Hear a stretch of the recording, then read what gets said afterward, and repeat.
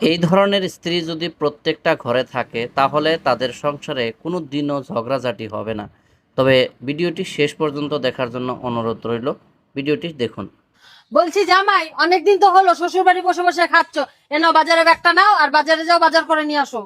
হ্যাঁ মা, যাচ্ছি। তা টাকা পয়সা আছে না দেবো? কম টাকায় আবার সস্তার পচা জিনিসটা তুলে নিয়ে আসো না। এই চলো বাড়ি চলো। মানে তুমি তো বললে কিছুদিন থাকবে এখানে।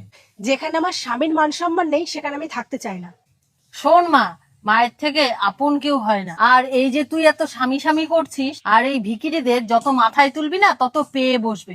তাই নিজের হাতের মুঠোয় রাখ। ও আমাকে লাথি মারুক আর ঝাঁটাই মারুক সেটা আমি মেনে নেবো, কারণ ও আমার স্বামী। আমি ওকে পছন্দ করে বিয়ে করেছি।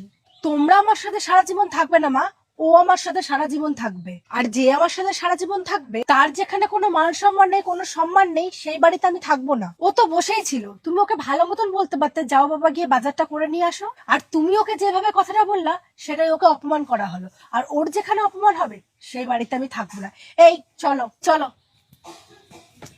একটা মেয়ের কাছে তার সবচাইতে বড় সম্পদ হলো তার স্বামী।